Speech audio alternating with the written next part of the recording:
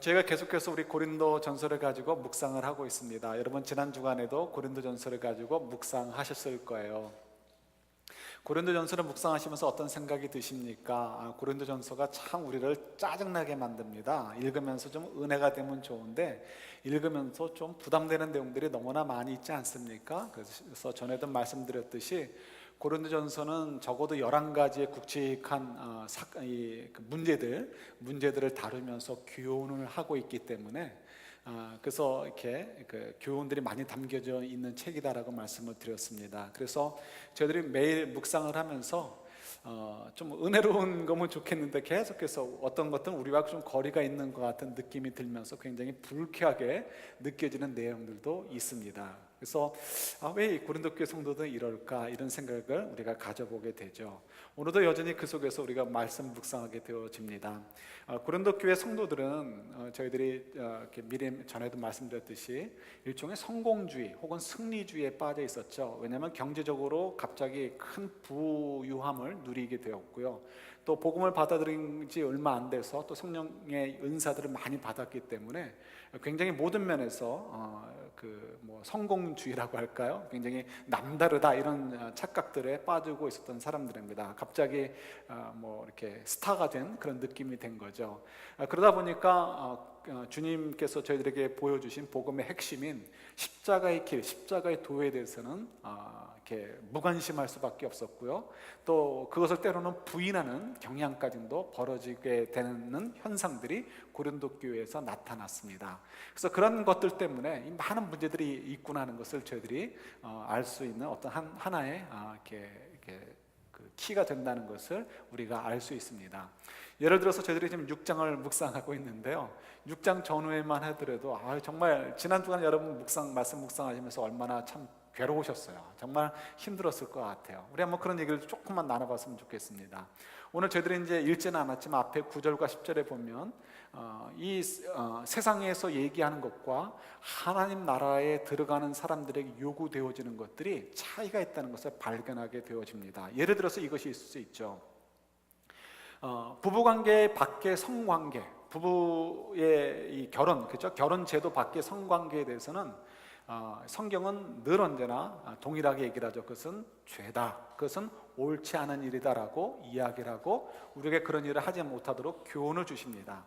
그러나 이제 세상 사람들은 그렇지 않죠. 세상 사람들의 경우는 결혼 생활 밖에 성적인 어떤 관계를 맺는 것에 대해서도 크게 개의치 않는 그런 일들이 많이 있습니다. 지금은 더 말할 것도 없고요. 그리고 요 성경이 기록되었던 당시에도 마찬가지입니다. 그래서 그 성경 기록했을 때 당시를 한번 볼까요? 물론 그때에도 여전히 성경은 결혼 관계를 벗어나는 성적인 문제가 이렇게 발생되지 않도록 늘 주의를 주고 경고를 줍니다. 그러나 그때 당시의 세상이라고 얘기할 수 있는 로마의 문화, 또 헬라의 문화, 그리스 문화죠.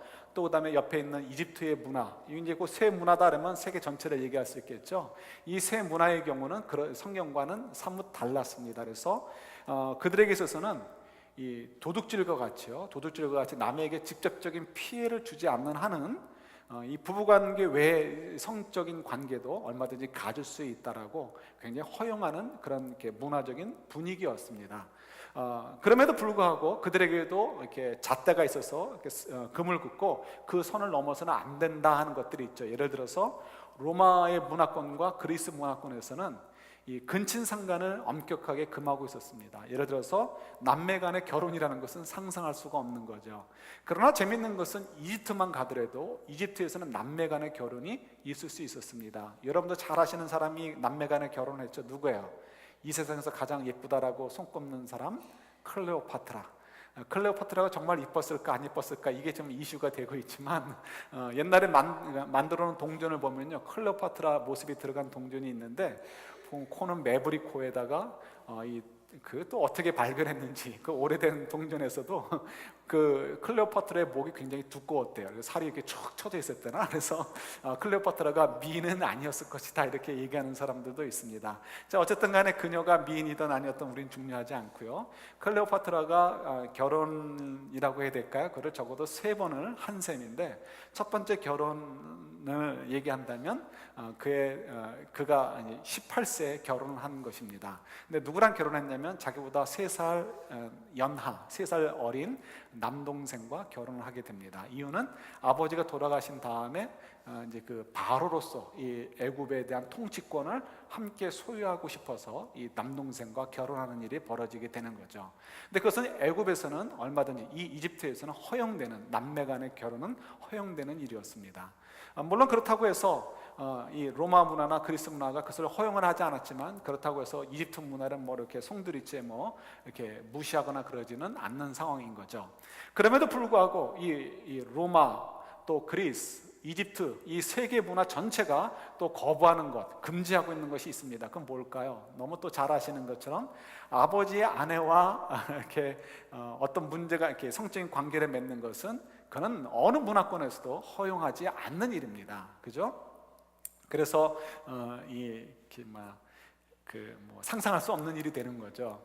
그런데 놀랍게도 고린도 교회 안에 그것이 있어지는 거예요. 그래서 고린도전서 5장을 여러분 묵상하시면서 굉장히 불쾌하셨을 것 같아요. 어떻게 이런 일이 있을 수 있는가? 자기 아버지의 아내들 가운데 한 사람이었겠죠. 아니면은 뭐 아내지만 자기의 친어머니는 아닌 어떤 여인과 동거를 하는 거예요. 결혼을 했는지 동거를 했는지. 그래서 오늘날로 풀어서 얘기한다면 교회 예배 보러 왔는데 요 앞자리쯤에 와이프하고 앉아 있는 거예요. 근데 그 와이프는 누구라고요? 여러분들은 다 알다시피 그의 아버지의 아내였던 것을 안단 말이에요. 근데 그걸 창피하게 여기지 않고 함께 앉아서 예배를 드릴 뿐만 아니라 그는 교회의 유력자였던 것 같아요. 그래서 사람들이 그를 향해서 이렇게 좋게 아주 나이스하게 대우했던 것이 이제 고린도 교회의 문제인 거죠. 고린도 시리는 누가 뭐래도 그리스 문화권에 있었고요, 누가 뭐래도 로마의 법 질서 안에 있었던 도시입니다. 그런데 어떻게 로마에서도 허용하지 않고 그리스에서도 허용하지 않는 일들이 이 고린도 시리 안에서, 그것도 고린도 교회 안에서 벌어졌는지 그건 정말 저도 모르겠어요. 뭐 자료들을 찾아봐도 그 이유를 뭐 어떤 분명하게 설명해주는 그런 자료를 아직은 보지 못했습니다. 그래서 어떻게 그런 일이 벌어졌는지는 그건 정말 저도 모르겠고 여러분들도 모르고, 첫째는 그런 말도 안 되는 일이 벌어진 거죠. 예, 이런 일들은 정말 사회의 잣대보다도 더 형편없는 그런 모습들을 이제 고린도 교회 성도들이 가지고 있었다는 것을 보게 됩니다. 자, 이런 것들을 접어두고라도, 그래야 그들이 정말 성적으로 굉장히 문란했고 실패했었어요 라고 하는 것을 접어두고라도 하나님께서 저희들에게, 고린도 교회 성도들에게 요구하는 것들이 참 많이 있었던 것을 보게 됩니다. 그래서 우리 9절하고 10절을 저희들이 읽지 않았지만 이런 내용들이 있어요. 제가 적어드린 거 보시면 결혼밖에 성관계에 대한 이야기가 있고요, 그것만이 아니고 동성애, 이건 동성애 우리가 얼마든지 동의할 수 있죠. 이런 건 안 돼요라고 동의할 수 있습니다. 우상숭배 이런 것도 우리가 안 된다고 얘기할 수 있습니다. 그다음에 순서로 좀 바꿔 적었지만 도둑질이나 탐욕 이런 것도 안 돼요라고 동의할 수 있고요, 또 다른 사람을 욕하는 것도 안 돼요라고 우리가 동의할 수 있습니다. 이런 것들은 참 이렇게 세상 사람들의 입장에서는 관심 갖지 않는 일들이에요. 남을 향해서 욕을 하든 말든 뭐 so what, 그들에게는 별로 중요하지 않습니다. 그러나 지금 이 9절과 10절에 보면 그런 사람들은 하나님 나라에 들어갈 수 없다라고 얘기하면서 사도 바울은 굉장히 엄격하게 선포하고 있죠. 그래서 적어도 하나님의 자녀들은 절대로 그렇게 해서는 안 된다라는 것을 교훈해주고 있고 가르쳐주고 있습니다. 그래서 이것이 참 부담이 되죠. 어쨌든 간에 우리가 좀 이 문제를 뒤에서 좀 풀어보는데, 중요한 것은 이런 지금 9절에서 10절에서 얘기하는 내용들은 미래에 있어질 것들을 미리 염려해서 전하는 것이 아니고 지금 고린도 교회에서 그냥 너무너무 그러니까 성황리에 벌어지고 있는 일이다라는 것을 우리가 알 수 있어요. 그래서 뒤엉켜 있는 거죠. 이런 문제들 때문에. 그럼 고린도 교회에서는 어떻게 이런 문제들 때문에 뒤엉켜 있었을까? 아까도 말씀드렸듯이 로마 문화권, 그리스 문화권, 이집트 문화권에서도 허용되지 않는 일들도 어떻게 이 고린도 성도들이 행하고 있고, 그 밖에도 하나님께서 요구하신 많은 말씀들이 있고 명령들이 있는데도 불구하고 그런 것들을 다 이렇게 무시하고 지낼 수 있었을까? 한번 고민해보고 한번 생각해 보자는 거예요. 거기서 우리도 이제 좀 지혜를 얻을 수 있겠죠.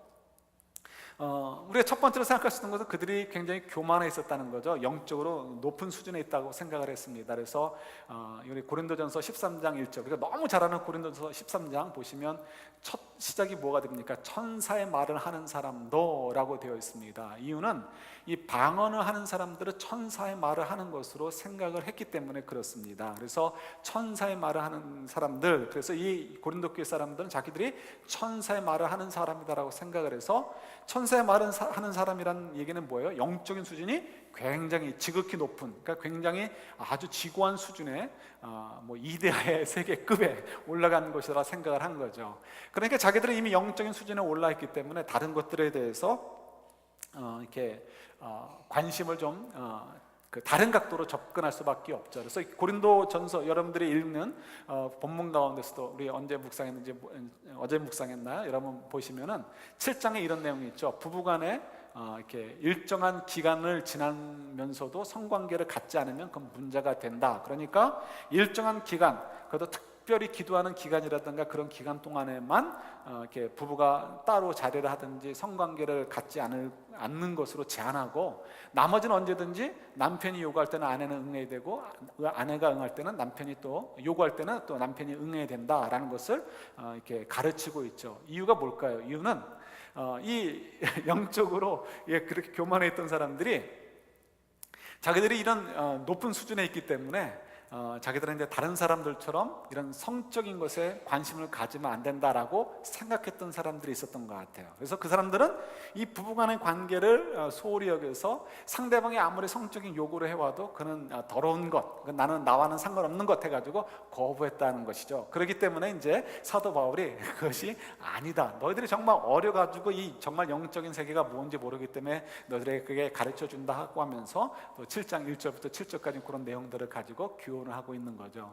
또 일부는 자기들의 영적으로는 수준이 굉장히 높이 올라와 있어요. 그래서 그들은 또 이 헬라 철학의 영향을 받아가지고 이 영혼은 굉장히 선한 거예요. 그러나 육체는 굉장히 더러운 거죠. 그래서 그들의 입장에서는 영혼이 육체에서 벗어나는 것이 곧 이데아에 오른다라고 생각을 했기 때문에 육체를 굉장히 껄끄러운 존재로 생각을 했단 말이에요. 그래서 그들에게 있어서는 이미 영적인 수준에 도달했기 때문에 부활할 때 육체의 부활이 필요해요? 필요하지 않아요? 필요하지 않은 거예요. 그래서 육체의 부활을 부인하고 그 교리를 거부했습니다. 그래서 부활은 없다 이렇게 얘기하는 사람들이 많았죠. 그래서 고린도전서 15장에서는 사도 바울이, 그것도 너희들이 정말 어리석은데 너희들이 똑똑한 척으로 해서 그렇게 생각하는 거지 실제로는 그렇지 않다, 실제로는 분명히 육체의 부활이 있다라는 것을 통해서 그들의 잘못을 잡아주려고 애를 쓰는 것을 보게 됩니다. 그래서 그들이 지금 영적으로 교만에 빠져가지고 자기는 지구의 어떤 위치에 아주 경지에 있기 때문에 뭐 굳이 하나님께서 이렇게 해라 저렇게 해라고 했다 해서 굳이 그런 것들을 일일이 뭐 지킬 필요 없다 이렇게 생각을 하는 거죠. 또 이 이원론적인 사고, 그죠? 그래서 이 아까도 말씀드렸듯이 육체는 이렇게 악한 거고 영혼만 이렇게 선한 것이다라고 생각했기 때문에 이 육체는 아무리 굴려도 된다는, 그래서 금욕주의가 생기고 아니면 이제 일종의 쾌락주의 비슷하게 아주 굉장히 부패하게 자기의 몸을 마음대로 살도록 하게 하는 그런 일들로 나뉘게 되는 것이죠. 그래서 이 아버지 아내와 결혼하는 그런 일들이 벌어지는 것들은 이 후자에 속하지 않을까 이런 추측도 해보게 됩니다. 그러면서 이제 또 동시에 주변에 있는 참기 힘든 유혹들이 많이 있죠. 그래서 그 유혹들 때문에 자기를 지키는 것이 너무 힘든 거죠. 특히 이 고린도 교회가 갑자기 큰 도시가 됐다고 했잖아요. 그러니까 일자리가 많이 창출되어지니까 사람들이 사방에서 옵니다. 사방에서 올 때 그들이 가지고 있는 저급한 문화까지 갖고 와요. 그래서 그들이 가지고 있는 문화를 가지고 막 그것을 막 즐기게 되니까 더 눈이 땡그래 가지고요, 그거 쫓아가고 싶죠. 그 쫓아갈 만한 재정적인 능력이 있단 말이에요. 돈이 있단 말이에요. 그러니까 그것들을 다 마음껏 누리게 되고, 그러다 보니까 이 고린도 교회 성도들이 더 성적으로나 모든 뭐 윤리적인 면에서 문란해질 수밖에 없는 거죠. 또 이게 우리도 정말 넘어갈 수 있는 것, 부활이 있다고 믿어도요, 저 사람도 부활받을 거고 구원받을 거고 쟤도 구원받을 거고 나도 구원받을 건데 가만히 보니까 저 사람은 나랑 다른 거야.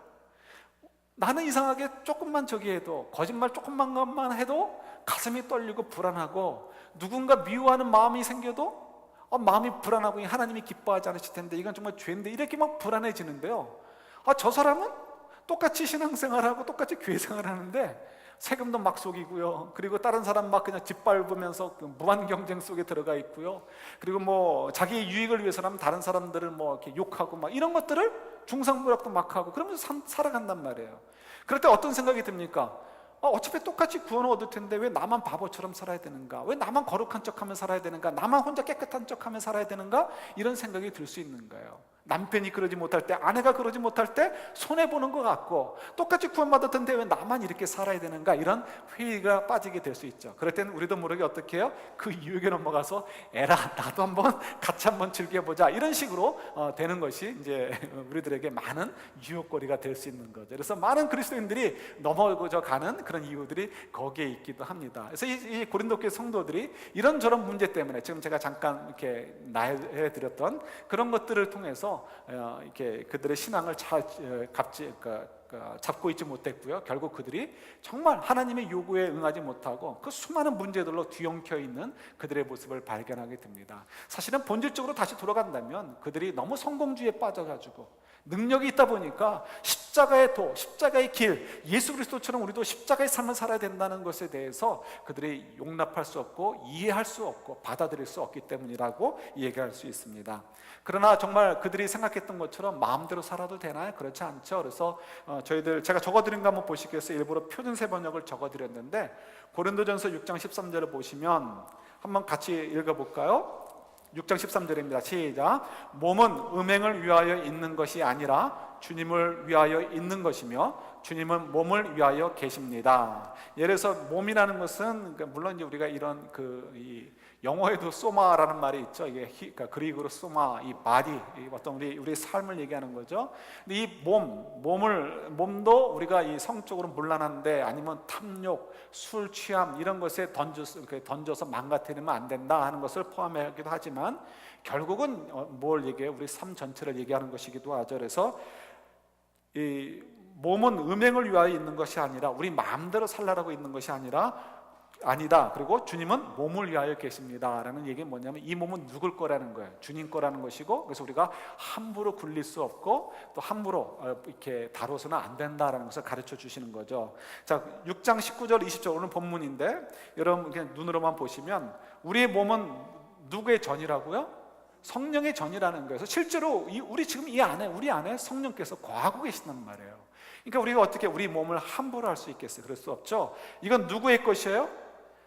주님의 것이라는 거예요. 주님께서 값주고 사셨기 때문에 여호와 하나님의 것이라는 거죠. 그래서 우리 것이 아니기 때문에 우리가 함부로 사용할 수 없다는 거예요. 그래서 이때에도 우리 이런 바디만 얘기하는 것이 아니라 우리 삶 전체를 얘기하는 거죠. 그래서 우리 삶 전체가 우리 가치관을 얘기하는 거예요. 우리 인생의 골이 우리 마음대로 설정해서 우리 마음대로 살 것이 아니라 하나님이 기뻐하시는 방향으로 골을 설정해서 우리 하나님께 드리는 인생을 살아야 된다 하는 것을 얘기해 주고 있죠. 그러면서 우리 아까 이제 얘기했던 9절과 10절의 내용으로 다시 돌아간다면 9절과 10절에서 계속해서 반복하는 것이 있습니다. 결혼 밖의 성관계, 동성애, 우상숭배, 다른 사람을 욕하는 것, 도둑질, 탐욕 등을 한다면 어디에 들어가지 못한다고요? 어떤 것을 이렇게 상속받지 못한다고요? 유업으로 받지 못한다고요? 하나님 나라를 유업으로 받지 못한다는 거예요. 그러니까 우리가 참 이렇게 처음에는 음행, 동성애, 우상숭배 이런 거 할 때는 마땅해 이렇게 생각이 드는데 그런 놈들은 어떻게 하나님 나라에 들어갈 수 있겠어? 말도 안 되지. 동의가 되는데요. 그 다음에 이제 우리가 걸리기 시작하는 거예요. 도둑질, 이거 우리가 은근히 도둑질해요. 주님 것도 도둑질해요. 정부 것도 도둑질해요. 남편 것도 아내 것도 슬쩍 도둑질해요. 도둑질의 의미는 굉장히 광범위한 거예요. 여러분 잘 이해하실 거라 생각이 듭니다. 그것도 좀 우리가 조금 마음에 걸리는데 탐욕, 이 탐욕은 더 굉장히 크죠. 탐욕이 무엇일까? 우리가 욕심을 내고 욕심에 사로잡혀 사는 것을 얘기하는 거죠. 그죠? 또 더더욱이 우리가 좀 조심스러운 거, 다른 사람을 욕하는 거. 우리가 얼마나 교만에 빠져가지고 툭하면 다른 사람을 평가하고 다른 사람을 이렇게 저울질하고 도마에 올려서 뒷담화라는 걸 합니까? 우리는 이거 아무것도 아닌 거라고 생각을 하는데, 세상 사람의 기준에는 그냥 아무것도 아니에요. 그래서 우리가 세상에서 그렇게 살았기 때문에 그것이 아무렇지도 않게 느껴집니다. 그러나 우리가 이제 그리스도의 몸으로 옮겨왔기 때문에 그것은 아무것도 아닌 것이 아니고 하늘나라에 들어갈 수 없는 문제가 된다는 거예요. 그럼 우리 중에 이제 누가 갈 수 있겠냐는 거예요. 정말 우리가 갈 사람이 아무도 없는 거죠. 그래서 우리가 이때 이제 우리가 생각나는 말씀이 있는 거죠. 여러 말씀이 있지만 우리 그냥 굳이 딱 하나만 얘기한다면 에베소 2장 8절 9절, 우리가 무엇으로 구원을 얻어요? 믿음으로 구원을 얻는단 말이에요. 행위가 아니고. 그러니까 다행이다 이렇게 싶어요. 근데 그 믿음은 누가 주시는 거예요? 내가 결정하는 게 아니에요. 누가 주신다고? 하나님께서 성령님을 통해서 우리에게 주신단 말이에요. 그래서 우리 속에 성령께서 들어오셔서 깨우쳐 주셔야 그 다음에 우리가 하나님을 알 수 있고, 어렴풋이라도 알게 되니까 내가 하나님을 믿어야 내가 구원을 얻지, 내가 인생 이렇게 살 수 없지, 하나님을 좀 믿어보는 게 좋지 않을까, 이런 생각이 들게 되는 거고, 그래서 그런 생각 때문에 교회에 나오게 되고 말씀을 묵상하게 되고 기도하게 되다 보면 하나님을 더욱 알아가게 되어서 더욱더 굳게 믿음 위에 서게 되고 구원의 반열에 오르게 되는 거죠. 그래서 우리가 절대로 이 믿음이라는 것은 우리가 결정하는 게 아니에요. 하나님 우리에게 믿음을 주셔서, 그래서 우리가 표현하는 것이 그것을 지나지 않는다는 것을 우리가 이제 알으셔야 되는 거죠. 이게 다행인 거예요. 정말 그렇구나. 그러면 왜 이 고린도서에서는 고린도 교회 성도들에게, 이미 구원을 받은 성도들에게, 물론 그 중엔 가라지가 있어요. 그러나 어쨌든 간에 구원을 준 성도들에게 왜 이 말씀을 하셨을까? 그래서 너희들이 탐욕을 부리던가 도둑질한다든가 혹은 다른 사람을 욕하게 되면 하나님 나라를 상속받을 수 없어, 하나님 나라를 유업으로 받을 수 없어라고 얘기하셨을까? 이것을 우리가 좀 생각을 해보아야 되겠죠. 에베소서나 로마서나 믿음으로 구원 얻는다는 것을 그렇게 강조한 책들도 사도 바울이 쓴 것이고, 물론 예수님이 사도 바울을 통해서 쓰신 것이고, 고린도전서 6장 9절 10절의 내용도 하나님께서, 예수님께서 사도 바울을 통해서 동일하게 주신 말씀이기 때문에 그래요. 여러분, 이건 우리가 잘 이해를 하셔야 되는 것이 필요합니다. 그래서 우리 빌립보서 3장 찾아보진 않겠지만 표대를 향하여 자기가 끝까지 달려간다는 말씀이 있습니다. 이 6장 9절에서 10절에서 이런 사람들은 하나님 나라에 들어갈 수 없다, 하나님 나라를 상속받을 수 없다, 유업으로 받을 수 없다, 이런 것들은 일종의 표대라는 거예요. 왜 표대일까 생각해 보면 이렇습니다. 저희가 예수를 믿으면 구원을 얻는다, 우리는 앞으로 가게 될 영원한 본향이 있고, 우리가 이 땅에 사는 동안에 하나님이 기뻐하시는 뜻대로 살게 되면 하나님께서 상급을 주신다 하는 것이 성경의 약속이에요. 이런 것들은 저희들에게 어떻습니까? 굉장히 중요한, 아주 긍정적으로 중요한 그 격려의 메시지가 되어지고요. 그래서 표대라는 것은 우리 옛날 로마의 경주 대회 같은 거 할 때 꼬린 지점에 세워져 있는 이 기둥 같은 거라고 하죠. 그래서 너무 힘들 때 그 표대를 보면서 내 꼬린 지점 거의 다 왔으니까 좀만 더 뛰자, 아니면 그 말들을 좀 더 채찍질하면서 야, 저기가 꼬린 지점이니까 좀만 더 뛰자라고 서로 격려하는 것이 표대의 역할이죠. 그런 면에서 우리들에게 천국에 대한 이야기, 상급에 대한 이야기는 우리가 이 신앙을 따라 사는 것에 대해서 용기를 주는 긍정적인 측면이 되어집니다. 또 반대로 부정적인 측면이 있어요. 그것은 불의 심판이 있고 지옥이 있고, 하나님께서 우리가 행한 대로 상급을 주고 또 우리에게 요구하실 것을 요구하신다는 또 말씀이 있어요. 그런 말씀들은 굉장히 우리들로 하여금 두려움을 갖게 해서 우리도 모르게 신앙생활을 좀 포기하고 싶고, 아니면 좀 느슨하게 하고 싶고, 내 마음대로 해석해서 내 마음대로 하고 싶고 할 때마다 이 말씀들이 우리에게 다가와서 우리에게 겁을 주는 거예요. 두려움을 주는 거죠. 그래, 신앙생활이라는 것은 내 마음대로 할 것이 아니고 주님 뜻대로 해야지, 주님 뜻대로 내가 끝까지 걸어가야지, 그렇지 않으면 내가 하나님으로부터 벌을 받게 되고 하나님으로부터 치심을 받게 될 테니까 라는 면에서도 이 부정적인 표대가 되는 거죠. 그래서 우리가 신앙 경주를 할 때 지쳐서 이렇게 있고 싶을 때 한 표대는 우리에게 상을 보여주고 있고, 다른 한 표대는 우리에게 두려움을 줘가지고 벌에 대한 표대를 주셔가지고 우리를 하고 어쨌든 간에 일어나서 뛰도록 하시는 거예요. 그런데 이런 사람들은 하나님 나라에 들어갈 수 없다라고 하신 것은 믿는 사람들에게 주신 말씀일까요? 아니면 믿지 않는 사람들에게 주신 말씀일까요? 언뜻 보면 이런 말씀을 봐야 될 사람들은 믿지 않는 사람들이 보고서 야 너희들 그러니까 돌이켜서 와야 돼 하는 것으로 가르쳐 주시는 말씀처럼 느껴질 수 있습니다. 예, 맞아요. 부분적으로 맞습니다. 그런데 중요한 것은 이 성경은 누가 봅니까? 믿는 사람들이 본단 말이에요. 믿지 않는 사람들은 이제 일단 어떤 면에서 그 다음이죠. 그럼 믿는 사람들은 저희들의 입장에서는 이미 구원을 받은 사람들의 입장에서 그럼 우리들이 왜 이런 말씀을 보아야 되냐는 거예요. 예, 거기서 이제 우리가 답을 또 우리가 찾을 수가 있습니다. 우리 성경에 보면은 많은 경우에 있어서 어떻게 보면은 우리가 꼭 굳이 필요 없는 말씀처럼 느껴지는 것들이 있어요. 오늘 이제 6장 9절부터 10절의 내용들도 이미 우리는 구원을 받은 사람들인데 이리 하나 저리 하나 구원받은 사람들인데 이게 무슨 소용이 있는가? 하나님께서 괜히 겁주시는 거 아닌가? 괜히 불필요한 얘기 하시는 거 아닌가? 이런 생각을 우리에게 갖게 하실 수 있습니다. 그러나 이건 굉장히 하나님께서 우리에게 정확히 주시는 말씀이고 하나님께서 왜 괜히 쓸데없는 말씀을 하시겠어요? 이유가 있는 거죠. 이유는 간단해요.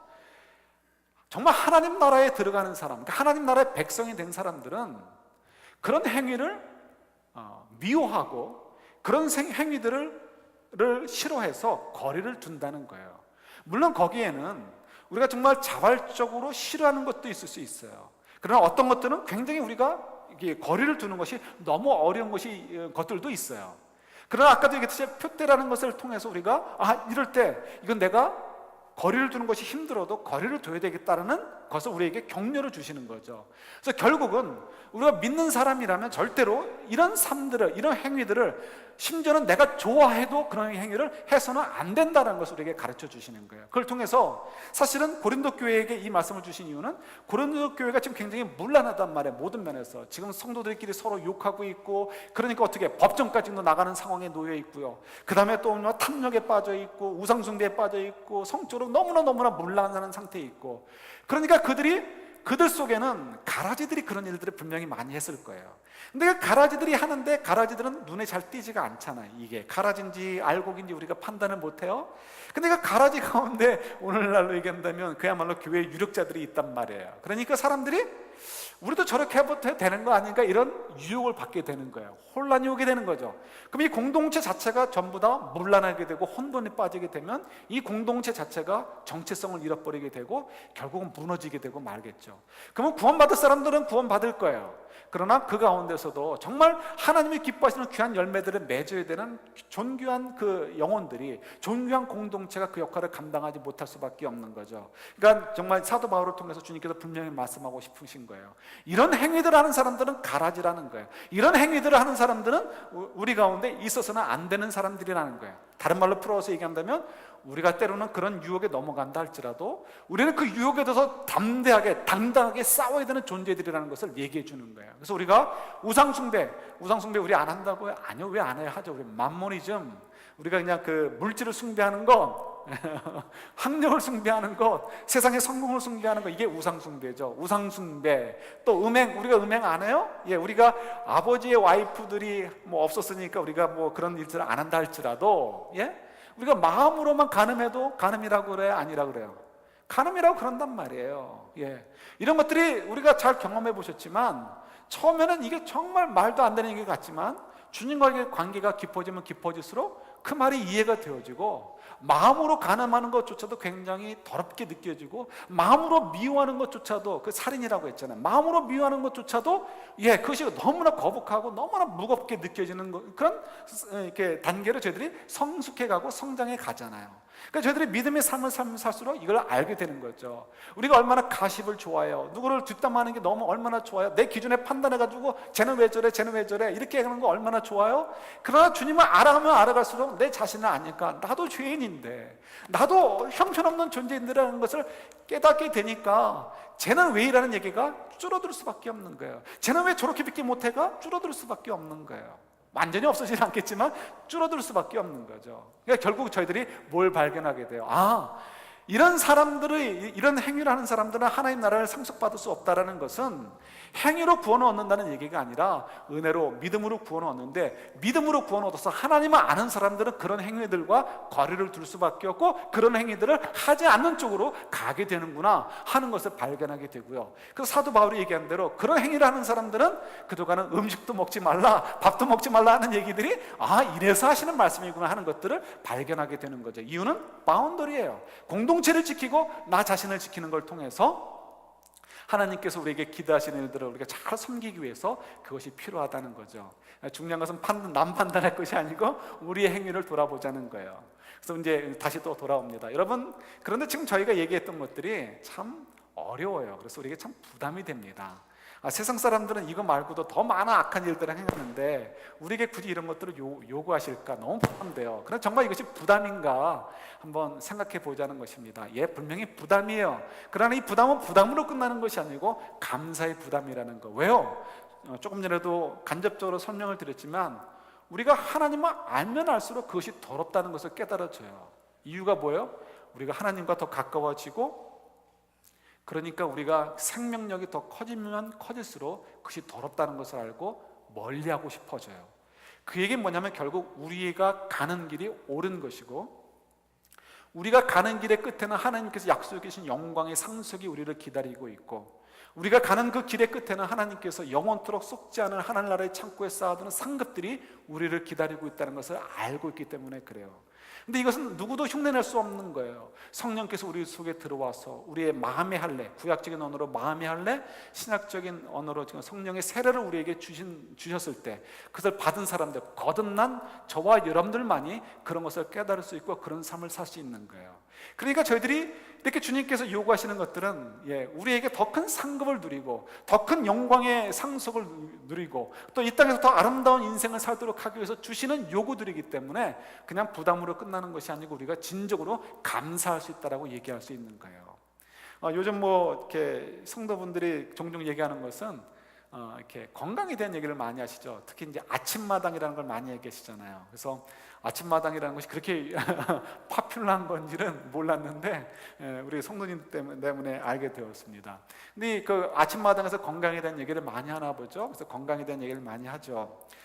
저도 이제 이제 그런 거를 고민하는 게 있는데, 예를 들어서 저는 여러분 잘 아시는 것처럼 빵을 너무 좋아해요.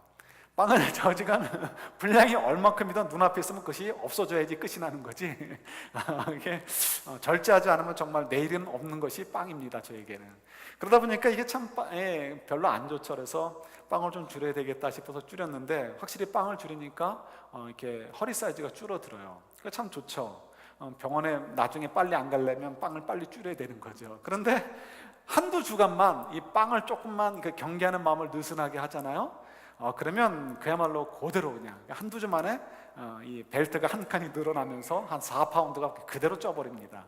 그럼 이제 그것도 빼려면 이 빵과의 또 전쟁을 해야 되는데 이미 또 친해져 버렸는데 그게 또 얼마나 어렵습니까? 그래서 이게 참 또 이게 이거 참 어렵습니다. 그런데 그때 제가 이 빵과 전쟁하는 것을 가지고 부담으로만 생각하면 안 되는 거죠. 그것에 대한 위험을 알고 그것을 거리를 두려고 하는 것, 내가 그런 이렇게 건강을 위해서 그것이 조절하는 것이 필요하다는 것을 발견한 것을 감사할 수 있어야 되는 거예요. 그죠? 그래서 그걸 통해서 제가 잘 조절을 하게 될 때 제 건강을 더 잘 유지할 수 있게 되고 나중에 성인병에 걸려서 일찍 갈 병원 신세를 좀 늦출 수 있다는 면에서 감사한 내용인 거죠. 만약 그걸 몰랐다면 어렸을 때 그 포스터 우리 초등학교 다닐 때 했던 거 있잖아요. 뭐 혼식하면 더 튼튼하다 이런 포스터만 믿고 계속 이 빵만 먹었으면 얼마나 또 이 불편한 면이 있었겠어요, 그렇죠? 그런 면에서 그런 면에서의 부담과 감사를 우리 좀 구분할 수 있어야죠. 이런 얘기가 또 될지 모르겠습니다. 전에 1부 예배 때만 얘기했던 것 같은데 2부 때는 얘기 안 했던 것 같아요.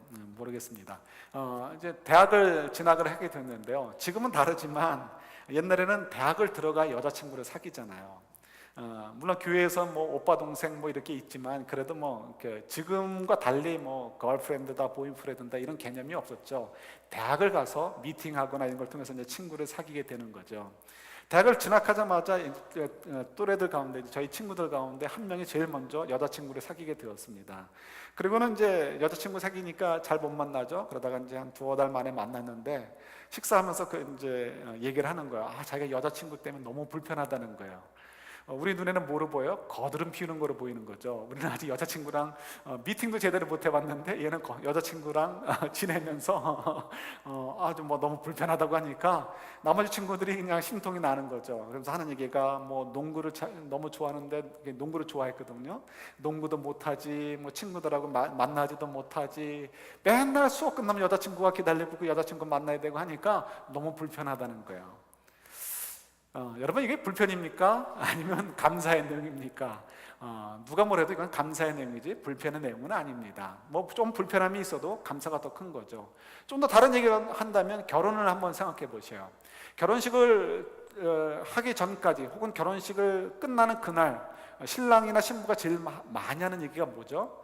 결혼식은 2번 할 게 아니다, 이런 얘기를 제일 많이 합니다. 왜요? 결혼식을 준비하는 과정이 너무 지치기 때문에 그야말로 결혼식 날 첫날 밤에 그냥 지쳐서 쓰러져서 자야 될 판국이 놓여 있는 것이 일반 보통 결혼식을 하는 사람들의 상황인 거죠. 뭐 여러분 너무 오래돼서 잊어먹으셨는지 모르지만 그렇죠. 그래서 이 결혼식을 준비하는 과정이거나 결혼식 한 그날 신랑 신부가 제일 많이 하는 이야기 중에 하나가 결혼식은 2번 할 게 아니다, 이런 얘기를 하는 거죠. 그렇다고 해서 누가 결혼식 때문에 결혼 안 하겠다고 하겠습니까? 누가 뭐래도 그것이 부담되는 부분이 있지만 결국은 결혼은 감사의 내용이지 부담으로 끝나는 내용이 아닌 거죠. 이런 것들이 다 설명이 될는지 모르겠어요. 우리는 주님과 결혼한 존재들입니다. 근데 이 결혼한 존재인데 이 결혼이라는 것은 세상의 결혼과 같이 텐션을 주고받는 것이 필요한 결혼이 아니고요, 그야말로 주님의 그 놀라운 은혜 속에서 그 영광의 자리에 들어가는 너무나 큰 은혜를 누리는 것, 이게 주님과의 결혼인 거죠. 그래서 정말 주님의 자녀가 되었고 정말 저희들은 하나님의 그 구원의 백성이 되었고 그 안에서 살고 있습니다. 그런데 우리가 하나님의 영광스러운 백성이 되었는데, 그러다 보니까 그 전에 뭐 결혼하기 전에 막 이렇게 죄송한 표현으로 뭐 창년촌에도 가고 룸살롱에도 가고 여자들 뭐 이 여자 저 여자 만났던 것들을 언제 끊어야 되고요, 이제 한 여인에게 올인해야 되는 그때에 이르게 된 거죠.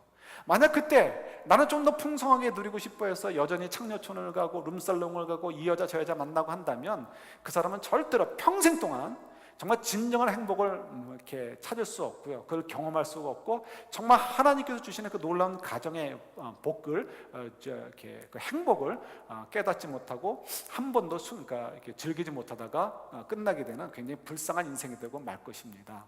저희도 마찬가지, 우리는 바로 그거죠. 하나님께서 우리에게 정말 놀라운 영광의 자녀가 되게 하셨는데 우리가 그것을 잘 소중히 여기지 못하는 거예요. 그래서 여전히 우리는 세상에서 즐겼던 것들을 그대로 갖고 와서 즐기려고 합니다. 비록 우리는 뭐 성적인 문란 또 혹은 우상숭배, 뭐 우상숭배는 아니, 뭐 우리가 어떻게 얘기될지 모르겠어요. 성적인 것도 마찬가지지만 어쨌든 뭐 동성연애를 안 한다 치고 동성연 이런 것들은 좀 거리를 두지만 나머지 것들에 대해서 우리가 자신이 없어요. 그런데 여러분, 우리가 좀 100점은 되지 않아도 적어도 우리가 뭘 알 수 있는 거예요? 그것들을 우리가 거리를 두어야 된다는 것을 알 수 있는 거예요. 이유는 우리 인생은 우리 인생의 것이 아니고 우리를 구원해 주신 하나님의 것이기 때문에 그래요. 근데 여러분, 이것은 부담이 아니라고 그랬어요. 왜요? 우리는 하나님의 것이 되는데 하나님의 것이 된 것은 그냥 슬레이브, 노예가 된 것이 아니고 하나님의 영광의 상속자가 된 것이기 때문에 그렇다는 거예요.